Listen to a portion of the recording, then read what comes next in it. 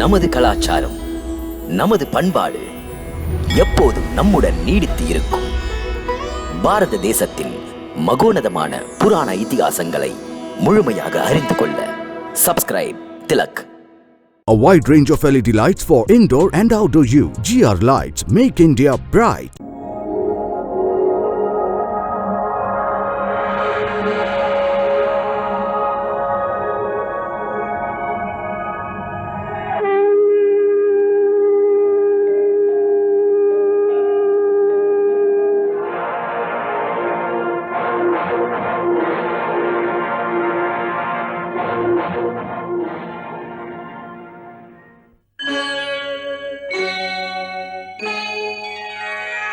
Krishna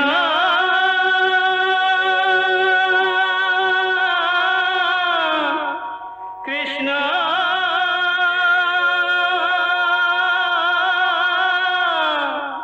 Hare Krishna Hare Hare.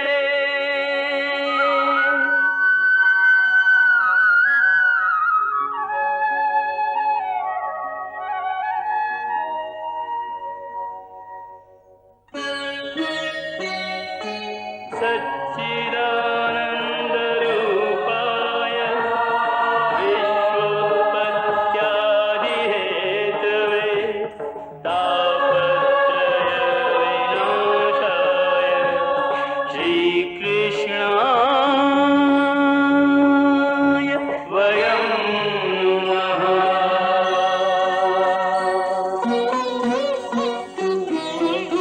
Shrikrishna Govind हरे मुरारे, हे नाथ नारायण वासुदेव. हरे कृष्ण राधे कृष्ण राधे राधे कृष्ण कृष्ण हरे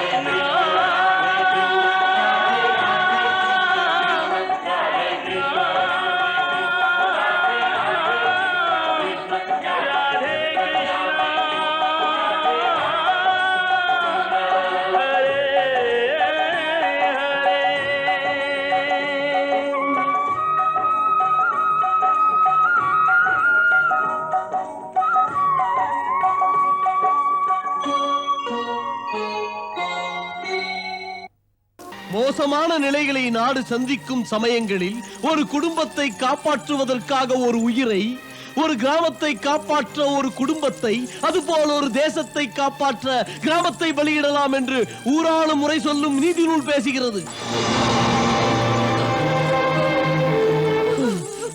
இன்று அப்படி ஒரு நிலைமை. இதை புரிந்து கொள்ளாமல் பாச வலையில் நாமே விழுந்து மோச விளைவுகளுக்கு வாசல் திறந்து வைத்தால் ஏற்படும் விளைவுகள் என்னவென்பது நந்தருக்கு நன்றாகவே தெரியும், நான் சொல்லாமல். பாருங்கள், ஊருக்குள் தூசு பறக்கின்றதை. அது கம்சனின் சேனைகள் ஊரை சுற்றி வளைக்கும் போது ஏற்படும் புழுதி மண்டலங்கள். நீங்கள் தாய்ப்பாசத்தால் கிருஷ்ணனை மறைப்பது தெரிந்துவிட்டால் உடனே கம்சனின் படைகள் புலிகளைப் போல் கோகுல மக்களின் மீது பாய்ந்து நமது கோகுலத்தின் பிஞ்சுகளை, பிள்ளைகளை கத்திகளுக்கு இரையாக்கி வீதியில் குவித்து விட்டு போய்விடுவார்கள். உங்கள் பொறுப்புகளை மறந்து போகாதீர்கள், மறந்து போகாதீர்கள் உங்கள் பொறுப்புகளை.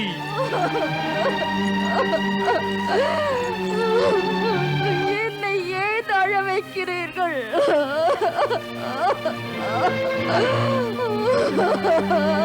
அழவைப்பது என் ஆசை அல்ல, அரசனின் ஆணை. எப்படி பாதுகாப்பாக நான் இருந்து கண்ணனுடன் செல்லுவேன். சேனைகளின் கழுகு பார்வையில் இருந்து நம் பலராமனை காப்பாற்ற இதுதான் வழி.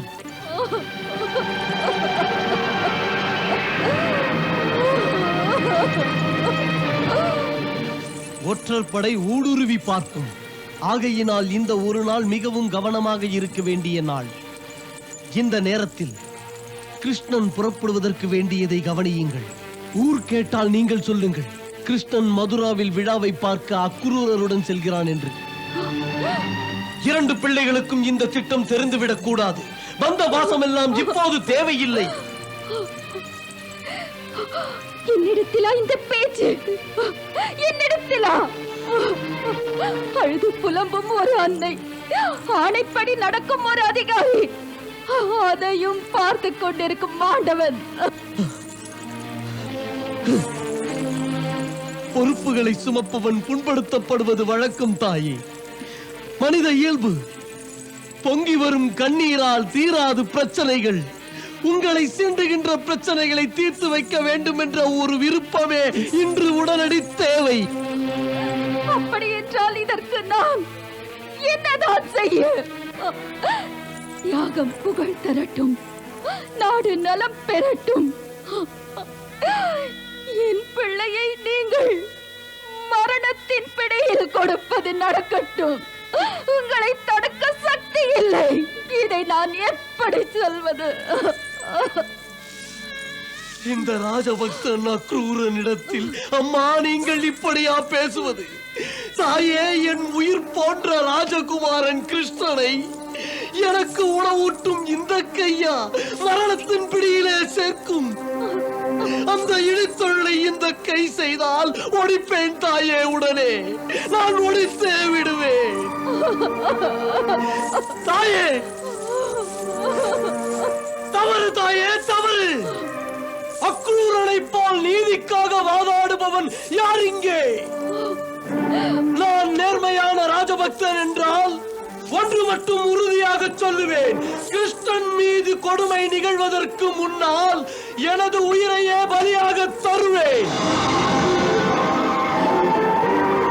நெடுமரம் போல் சாய்ந்து பிணமாக கிடப்பேன்.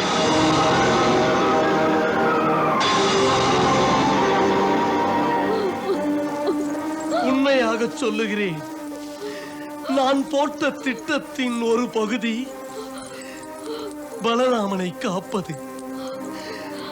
அந்த தூய்மையான திட்டத்தின் இன்னொரு பகுதி கிருஷ்ணனை காப்பது. கிருஷ்ணனை காப்பது. உங்களை கும்பிட்டு சொல்லுகிறேன் அம்மா, பாதுகாப்பு கருதி என் திட்டத்தை இதற்கு மேலும் விளக்க முடியாது. மர்மமாக தோன்றும் என் திட்டம் நிறைவேறினால் அங்கே வசுதேவரும் காக்கப்படுவார். இந்த கோகுலம் தரைமட்டமாவதில் இருந்து மீட்கப்படும். பெருமைக்குரிய நமது கிருஷ்ணன் அந்த கம்சனின் சூழ்ச்சி வளையத்தில் இருந்து மீண்டு வர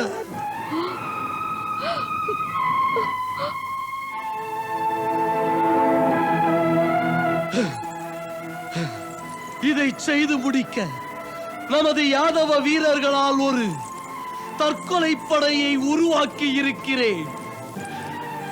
யாரும் அவர்களை விலைக்கு வாங்க முடியாது. ஓடும் ரத்தம் ஒரு சொட்டு அவர்கள் உடலுக்குள் இருக்கும் வரை எந்த முறையிலும் கம்சனின் கை கிருஷ்ணனின் துரோகத்தை கூட தொட முடியாது. என் மீது நம்பிக்கை வைக்க வேண்டும் அண்ணி. உறுதியாக சொல்லுகிறேன். என்றும் ராஜபக்தன்.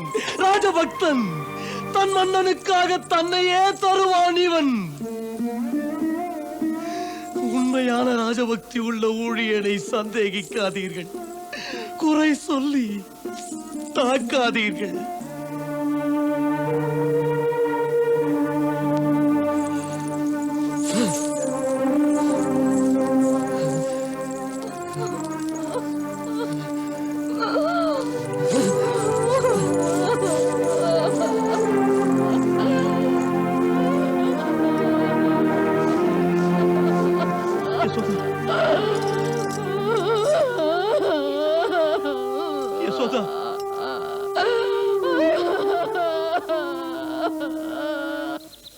தெரியுமா உங்களுக்கு?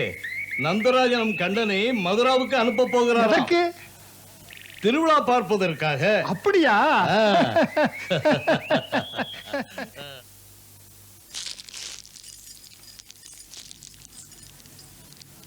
மதுராவுக்கு கண்ணன் திருவிழா பார்க்க போகவில்லை.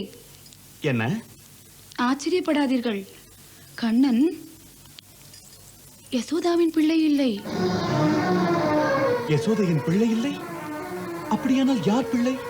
தேவகி வசுதேவரின் பிள்ளை. அதனால்தான் அக்ரூரர் அவனை அழைத்து போக வந்திருக்கிறார் இங்கே. ஏன் இப்படி எல்லாம் பொய் சொல்கிறாய்? இல்லை இல்லை, இது நிஜம்தான். போதும், இப்படி எல்லாம் யார் உனக்கு சொன்னது? யசோதா வீட்டு தாதியை பார்த்தேன். அப்போது அவள் விவரமெல்லாம் சொன்னாள். அந்த நேரத்தில் யசோதை அங்கு அழுது கொண்டே சொல்லி இருக்கிறாள், கிருஷ்ணன் என் பிள்ளை என்று, கிருஷ்ணன் என் பிள்ளை என்று. பாவம் அக்ரூரர் அப்போது சொன்னாராம், கிருஷ்ணனை கம்சன் பார்க்காதிருக்க அங்கு மறைத்து வைத்திருக்கிறதாக.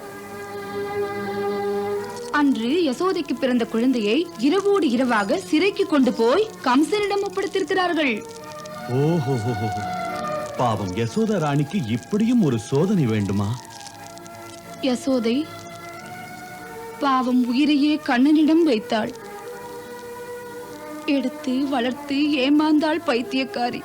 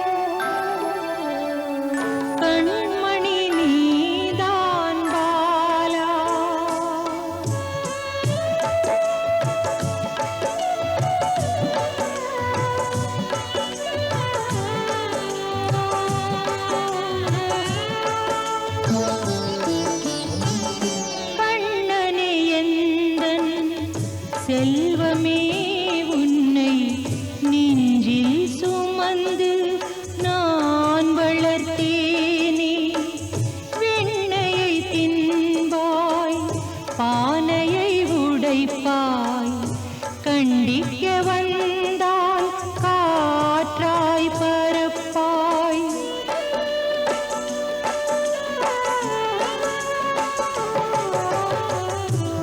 கட்டி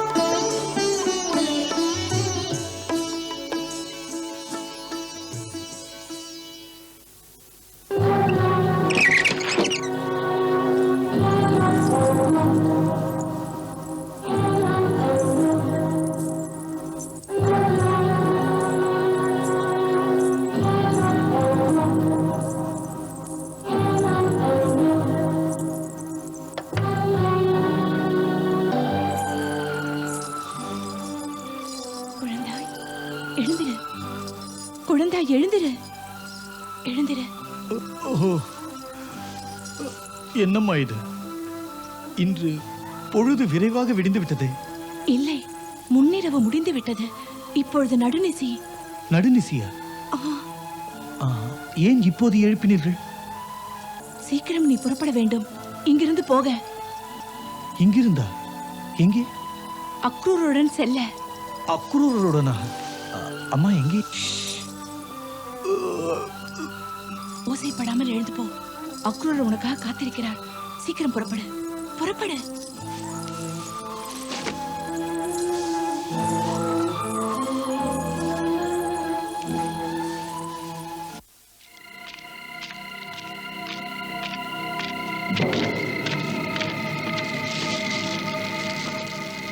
என்ன விஷயம்? அந்த பாதையில் அங்கங்கு நம் ஆட்கள் நிற்கிறார்கள். நமக்காக ஒதுக்கப்பட்டிருக்கிறது படகு. நம் ராஜகுமாரன் செல்வதற்காக. சரி, போதும். நீங்கள் மூவரும் இங்கிருங்கள். பலராமனை அழைத்து வருகிறேன்.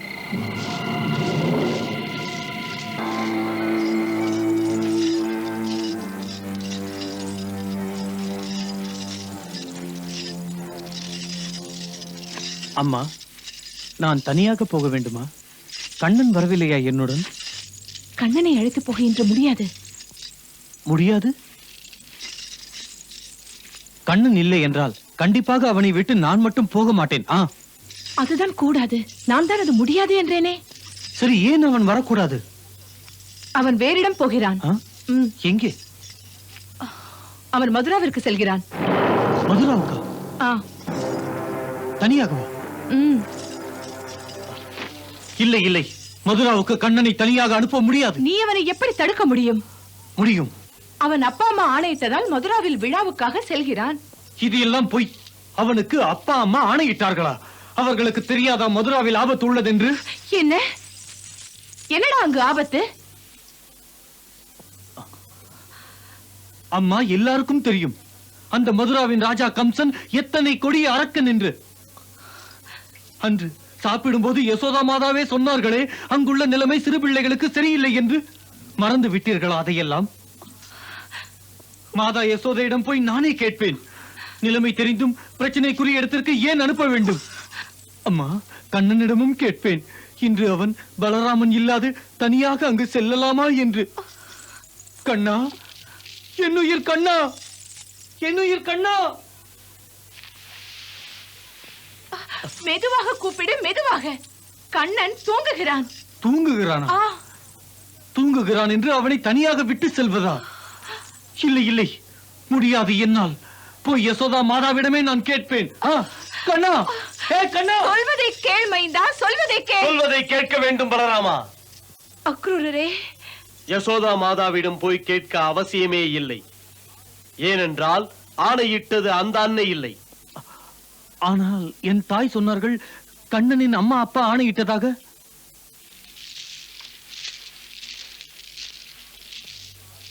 உள்ளதைத்தான் சொன்னார்கள். இந்த ஆணை கிருஷ்ணனின் அம்மாவும் அப்பாவும் இட்டதில்லை. அக்ரூரரே, மாதா யசோதையும் நந்தரும் அப்பா அம்மா இல்லையா? இல்லை. மூடி மறைத்து பேசாதீர்கள். யார் என் கண்ணனின் அப்பா அம்மா?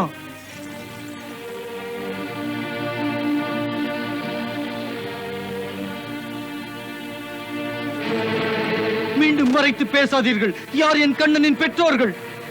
சொல்லுங்கள் அக்ரூரரே, சொல்லுங்கள். பேசவே மாட்டீர்களா? பேசுங்கள்.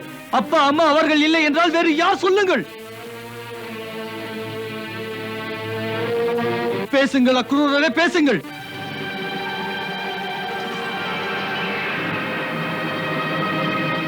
ராஜகுமாரா, இதுவரை நான் ஒன்றும் பேசக்கூடாது என்றிருந்தேன்.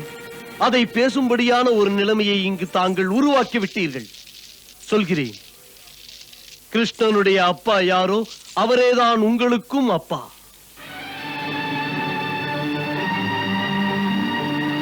வசுதேவன்.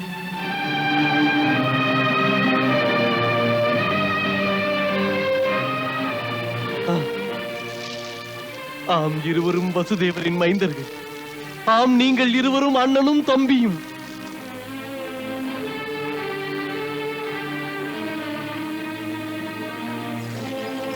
இன்னும் விளக்கமாக சொல்வதென்றால், நீங்கள் தேவி ரோகிணியின் மகனாக பிறந்தீர்கள்.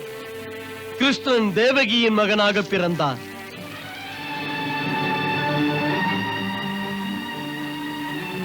இப்படி ஒரு உண்மையை இத்தனை வருடங்களாக நான் பாதுகாப்பை கருதித்தான் சொல்லாமல் இருந்தேன். ஆம், இதே காரணத்துக்காகத்தான் கிராமத்திலே உங்களை மறைத்து வைத்தது. ஏன் அப்படி செய்ய வேண்டியிருந்ததென்றால், நீங்களும் கண்ணனும் சூரவம்ச ராஜகுமாரர்கள். பாவி அந்த கம்சனுக்கு கிருஷ்ணனை பற்றிய மர்மங்கள் தெரிந்தது. அதனால் தான் உடனே அவன் மதுராவுக்கு கண்ணனுடன் வர எனக்கு ஆணையிட்டான். அதிர்ஷ்டவசமாக அவனுக்கு தாங்கள் இங்கிருப்பது தெரியாது. அதனால் இப்படி ஒரு திட்டமிட்டேன். கிருஷ்ணனை மதுராவுக்கு அழைத்துச் செல்லும் முன்னால் இரவோடு இரவாக எப்படியும் தங்களை இங்கிருந்து நல்லதொரு இடத்திற்கு அனுப்பி வைக்கிற எண்ணத்தில். முடிவெடுப்பது என்பது உங்கள் இஷ்டப்படியேதானா?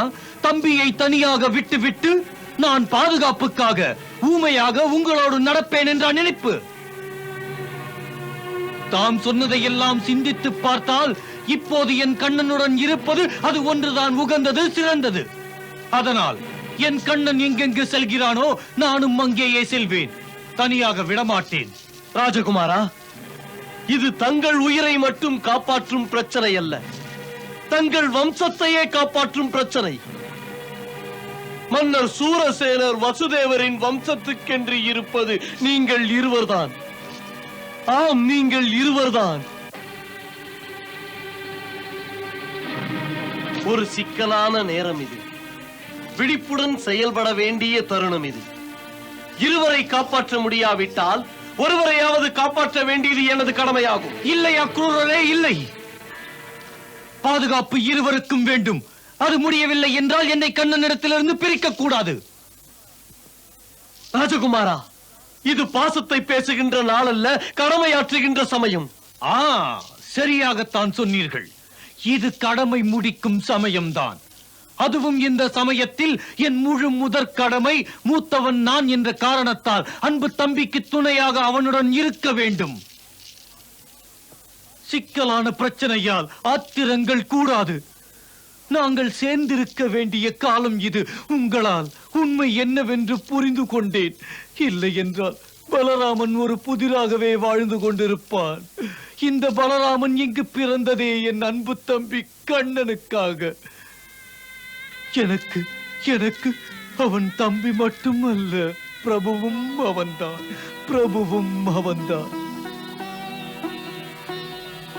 ராஜகுமாரா, நான் எப்படி சொல்லி புரிய வைப்பது? இது வெறும் பாசம். பகுத்தறிவுக்கு இது ஒத்து வராது.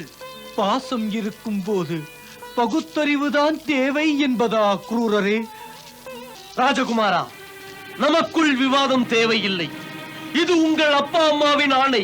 அவர்களுடைய ஆணையை ஏற்பது உங்களுடைய கடமை. மதிப்புமிக்க பெரியவரை நானும் கூட சொல்லுவேன். மாண்புமிக்க என் தந்தையின் இப்போதைய நிலைமை சுதந்திரம் இல்லை. ஒரு மன்னனால் சிறைபிடிக்கப்பட்டிருக்கும் அவருக்கு உரிமை இல்லை. இந்த ஆணையிடுவதற்கு உரிமை இல்லை. ஆகையால் மரியாதை கொடுக்க வேண்டிய ஒரு ஆணையாக நான் இன்று இதை மதிக்கவில்லை. ஆணையாகவே இருக்கட்டுமே. இந்த ஆணையை நான் மதிக்க வேண்டும் என்ற நிர்பந்தம் இல்லை.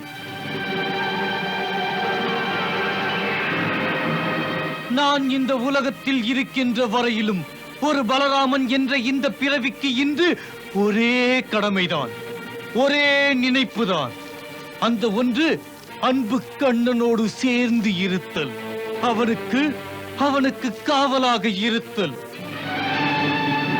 கண்ணன் வெறும் என் தம்பி மட்டுமல்ல, பணிந்து வணங்க எனக்கு பகவானும் அவன்தான். அவனை பிரிந்து வருவதற்கு எனக்கு தெரியாது.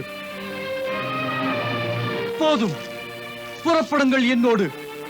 போய் பார்த்து கண்ணனுடன் விவரமாக பேசுவோம். வாருங்கள், வாருங்கள் அக்ரூரரே, வாருங்கள், வாருங்கள். பார்த்து பேச வேண்டிய தேவையில்லை. பேசியதை நான் கேட்டேன், கவனமாக கேட்டேன்.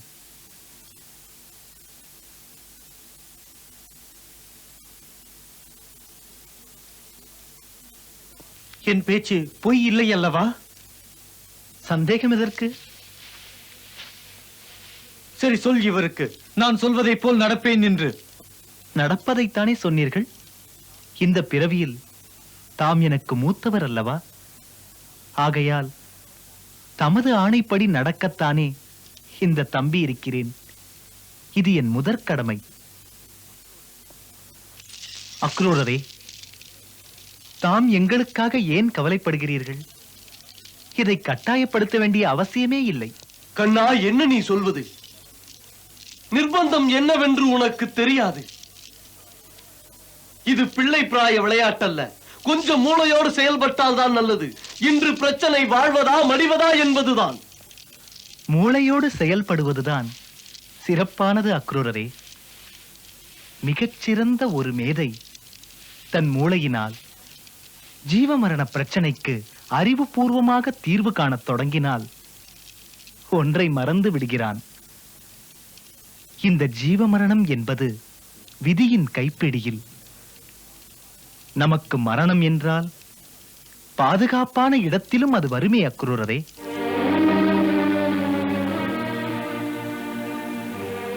ஆகையால் மரணத்தின் பயத்தில் எங்களை மிரட்டாதீர்கள். நானும் பலராம் அண்ணாவும் சேர்ந்தே மதுரா வருவோம். அவசியம் வருவோம். இதிலே இத்தனை சிரமங்கள் இருப்பது தெரிந்து ஆர்வம் மிகுந்து மன்னனை காண முனைந்து வருகிறோம் நாங்கள் இணைந்து. இதிலே மாற்றமே இல்லை. ஏன் பலராம் அண்ணா? ஆம்.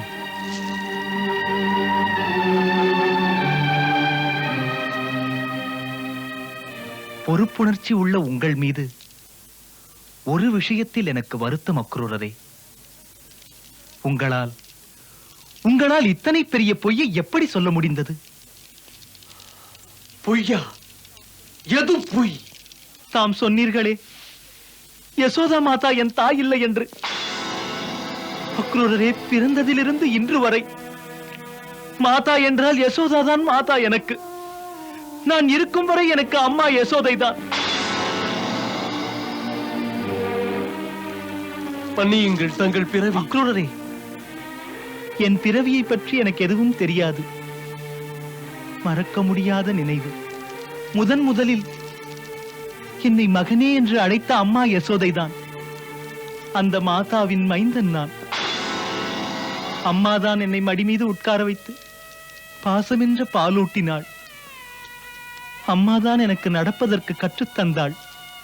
இந்த அம்மாவைப் போல் வேறொரு அம்மா கிடைக்கவே மாட்டாள். அவள் என் சின்ன சின்ன காதுகளில் மெல்ல மெல்ல தாலாட்டு பாடுவாள். அக்ரூரரே, என் அன்பு தெய்வம் அம்மா அல்லவா? போதும் அம்மா, இதற்கு மேலும் என்னால் தாங்க முடியாது. போதும், இந்த யசோதையை போல் ஒரு பிறவி வேண்டாமடா, வேண்டாமடா. என்னை இப்படியே விட்டு விடுங்கள். நான் மடிய வேண்டும். யசோதா, யசோதா, நான் மடிய வேண்டும். யசோதா, யசோதா, யசோதா,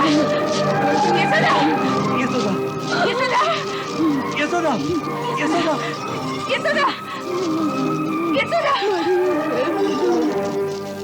யசோதா, யசோதா, யசோதா, யசோதா, யசோதா, அடி யசோதா, யசோதா, அழக்கூடாது. மடிய வேண்டும். வைத்தியம் போல் நான் சொன்னேன் அல்லவா? சொன்னேன். யசோதைக்காக வேதனைப்படாதீர்கள். பாசம் என்னை பாதி உயிராக்கி விட்டது. நான் போகும் வரையிலும் என் பிள்ளை அம்மா என்று அழைப்பதை கேட்க ஆசை. அம்மா என்று அழைப்பதை கேட்க ஆசை. அம்மா என்றால் நானா? பொய், பொய், நான் இல்லை. இன்னொரு அம்மா இருக்கிறாள். எப்படி சொல்வேன் என் வேதனையை?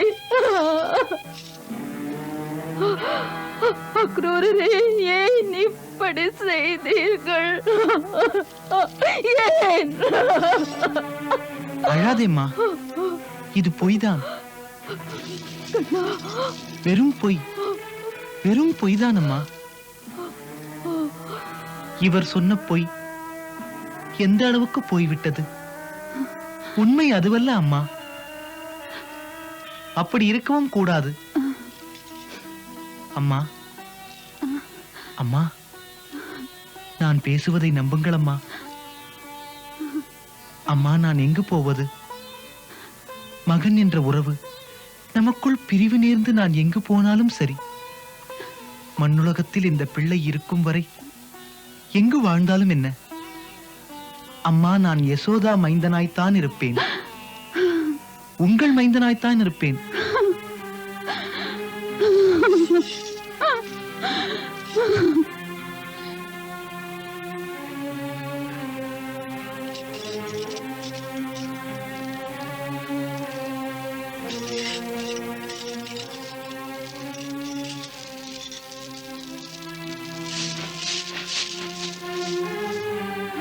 யசோதா, யசோதா அம்மா, யசோதா அம்மா. என்னம்மா? நான் எப்போதும் உன் பிள்ளை அம்மா, நான் எப்போதும் உன் பிள்ளைதான். பைத்தியக்காரி எனக்காக கண்ணா எனக்கு பொய் சொல்லுகிறாய். கண்ணா நீ எனக்கு பொய் சொல்லுகிறாய். நீங்கள் என் அம்மா இல்லையா? அதனால் தான் அம்மாவிடம் பொய் சொல்லுகிறேன்.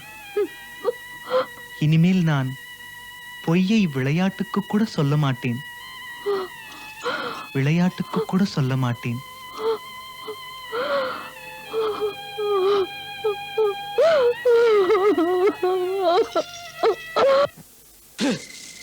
நான் போட்டிருந்த திட்டங்கள் இன்று அடியோடு மாறிவிட்டது. எனக்கு என்ன சொல்வதென்றே புரியவில்லை. போங்கள், நம் ஆட்களிடம் நான் சொன்னபடி திட்டமிட்ட இடத்தில் எல்லோரையும் இருக்கச் சொல்லுங்கள். அங்கு நீராடிவிட்டு நாம் புறப்படுவோம். அக்கறையில் இருப்பவர்களை அக்கறையுடன் எதிர்பார்க்க சொல்லுங்கள். தங்கள் ஆணை. போங்கள்.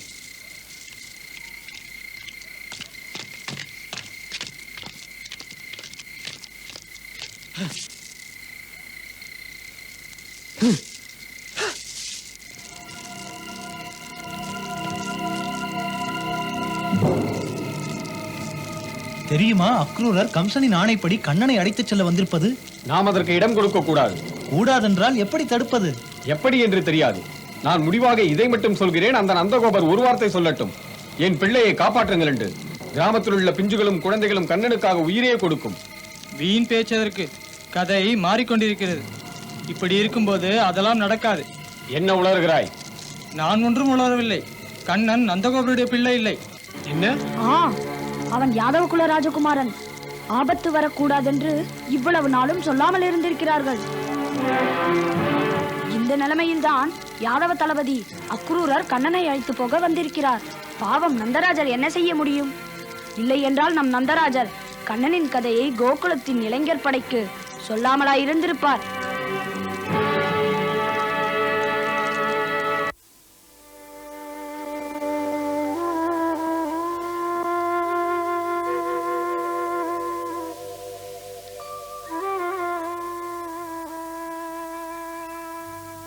அம்மா, ஏனம்மா? அம்மா, எதுவும் பேசாமல் இருக்கிறீர்களே. இந்த கண்ணனுக்கு ஒன்றும் நேராது. நான் சொல்ல வேண்டுமா? இதே கண்ணன் தானே காளிங்கனின் தலை மீது ஆடி நின்றேன். கோவர்தன மலையை தூக்கி அன்று இந்திரனின் கோபத்திலிருந்து கோகுலத்தை காத்து நின்றேன். எனக்கு கம்சனால் என்ன ஆபத்து வரும் தாயே? சின்ன பிள்ளை நீ கண்ணா, என்னிடம் நீ பேசாதே கண்ணா, பேசாதே. உன்னை இழக்க நான் தயாரா இல்லை. போடா, சொல்லி சொல்லி நான் என்ன கண்டேன்? செல்ல கண்ணா, அம்மாவின் பிரார்த்தனை. பாவி கம்சனால் உனக்கு ஆபத்து வரக்கூடாது. வந்தாலோ பார்த்து கொண்டிருக்க என்னால் முடியாது.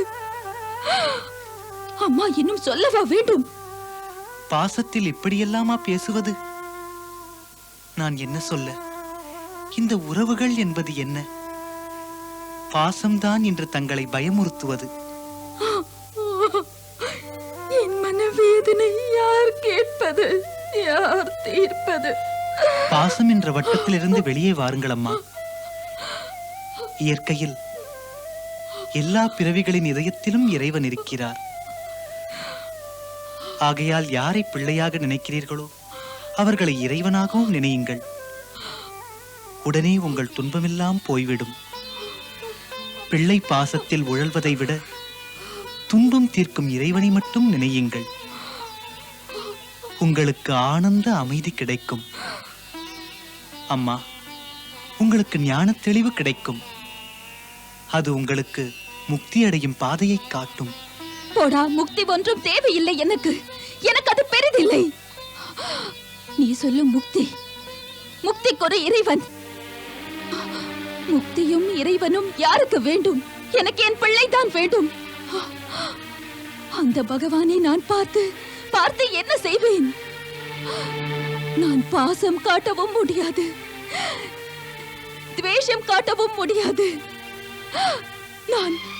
நான் அவனுக்கு பாலும் வெண்ணையும் தர முடியாது. இந்த அம்மாவை தான் உனக்கு தெரியுமே. உண்மை எது? நான் பேசுவது. முக்தி எனக்கு எதற்கு? பிள்ளைதான், என் பிள்ளைதான் தேவை எனக்கு. நீ மட்டும் வேண்டும் எனக்கு. உன்னால் நான் படும் பாடு. மகனே, இந்த பக்தி, ஞானம், வைராக்கியம் எல்லாம் என்னிடம் பேசாதே. பாசம் மட்டும் போதும் எனக்கு, போதும் எனக்கு கண்ணா, போதும் எனக்கு. செல், ஒரு தாய்க்கு ஞான விளக்கம் தராதே. செல். போதும் அம்மா, போதும். இதுவே ஞான, யோக, பக்தி, திட வைராக்கியம் அனைத்திலும் உயர்ந்த நிலை. இனிமேல் உங்களுக்கு இறைவன் கூட தேவையில்லை. பாசத்தில் உங்களை போன்ற ஒரு அன்னை இறைவனுக்குத்தான் தேவை. உங்களுக்கு ஈடில்லை மாதா, உங்களுக்கு ஈடில்லை. இந்த பாராட்டு மொழியெல்லாம் பேசாதே. உன் பிள்ளை பிராய நாடகம் எத்தனையடா, போதும் தெரியாதா? உண்மையில் நீ எனக்கு பிள்ளையே இல்லை. உண்மையில் நீ எனக்கு சத்ரு. போதும் போதும், என்னை ஏமாற்றாதே. எழுந்திரு, எழுந்து போ. இப்படி ஒரு பிள்ளை எனக்கு தேவையே இல்லை. போ, போடா, போ. சரி, போகிறேன். போவதற்கு முன் இந்த கடைசி இரவில் அம்மா உங்களிடம் ஒன்று கேட்க வேண்டும். இன்னும் என்ன கேட்க போகிறாய் கண்ணா? கேள். ஒரு வாக்கு அம்மா, ஒரு வாக்குறுதி. மாட்டேன் என்று அம்மாவுக்கு தான் மறுக்க தெரியாதே. நான் பிரிந்து போனால் அழக்கூடாது.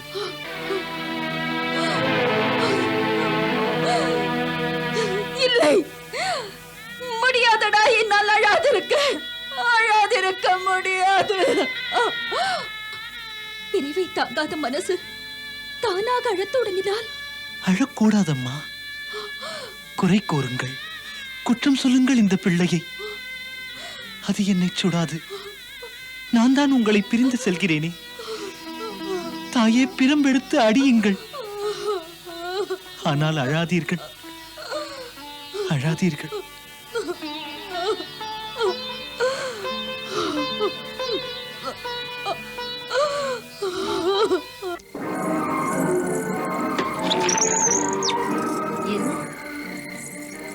சுந்தரி, நாளை நம் கண்ணன் கோகுலத்தை விட்டு செல்கிறான். கோகிலா, காலையில் கண்ணன் மதுராவுக்கு செல்கிறான். நாம் அதை தடுக்க வேண்டும். அது முடிந்தால் தானே நாம் எல்லாம் தடுப்போம். பாவம் ராதா, அவளுக்கும் சொல்லி அனுப்பினால் நல்லதல்லவா?